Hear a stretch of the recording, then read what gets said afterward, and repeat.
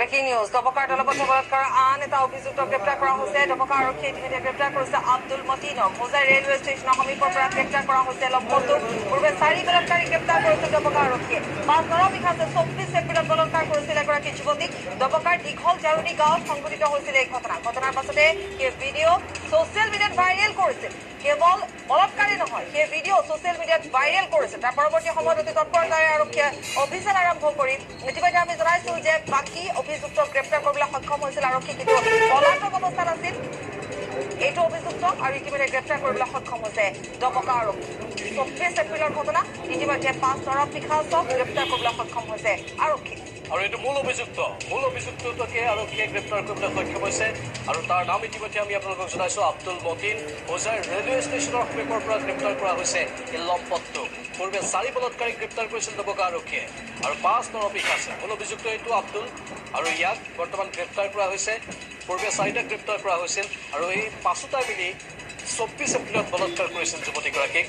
দবকাৰ দীঘল জাৰুনী গাঁৱত সংঘটিত হৈছিল এই ঘটনাটো আৰু ফেচবুক যোগে সেই দৃশ্যসমূহো ভাইৰেল কৰি দিছিল এই নৰপিশাচকেইটা। এতিয়া কঠোৰৰ পৰা কঠোৰ শাস্তিৰ দাবী উত্থাপন হৈছে আৰু এই নৰপিশাচকেইটাৰ পৰিয়ালৰ লোকক ইতিমধ্যে স্থানীয় গাঁওবাসীয়ে এঘৰীয়াও কৰিছে।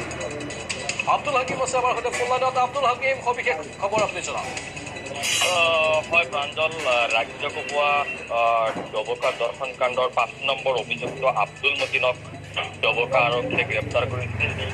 নিশা হোজাই ৰেলৱে ষ্টেচনৰ সমীপৰ পৰা গ্ৰেপ্তাৰ কৰিছে। ইয়াৰ পূৰ্বেও গুলাম হুছেইন, দিলৱাৰ আহমেদ, শ্বহীদ আহমেদ গ্ৰেপ্তাৰ কৰাৰ লগতে যিজন মূল অভিযুক্ত আছিলে আলিমুদ্দিনক অসম নাগালেণ্ডৰ সীমান্তৱৰ্তী অঞ্চলৰ পৰা গ্ৰেপ্তাৰ কৰিছে।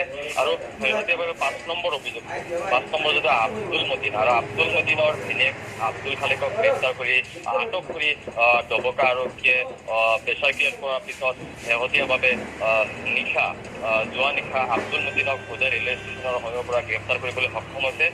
ক'ব লাগিব হয়তো আব্দুল মতিন বহিৰাজ্যলৈ হয়তো পলাই যাবলৈ চেষ্টা কৰিছিলে, কিন্তু ব্যৰ্থ হৈছে। ডবকা আৰক্ষীৰ সফলতা বুলি ক'ব লাগিব। এই পাখণ্ডকেইটা এটা নহয়, দুটা নহয়, প্ৰায় 6-7টাকৈ ইতিমধ্যে ভুক্তভোগী যুৱতীগৰাকীৰ পিতৃয়ে উল্লেখ কৰিছে। 6-7টাকৈ ভিডিঅ' ৰেকৰ্ডিং কৰিছিলে।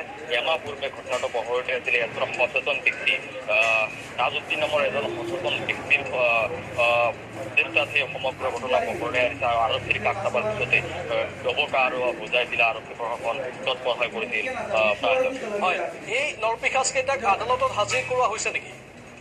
হয়, ইতিমধ্যে 4জন নৰপিশাচ আদালতত হাজিৰ কৰি জেলেৰে প্ৰেৰণ কৰিছে আৰু 5 নম্বৰ অভিযুক্ত আব্দুল মতিনক যোৱা নিশা আৰক্ষীয়ে গ্ৰেপ্তাৰ কৰিছে আৰু এই আব্দুল মতিনক ডবকা থানাত মাৰাথন জেৰা অব্যাহত ৰখা হৈছে। আৰু ইতিমধ্যে আমি আৰক্ষী প্ৰশাসনৰ লগত যোগাযোগ কৰিছিলোঁ। কাইলৈ অহাকালি আদালতত হাজিৰ কৰাব বুলি উল্লেখ কৰিছে আৰক্ষীয়ে। ধন্যবাদ জনাইছোঁ।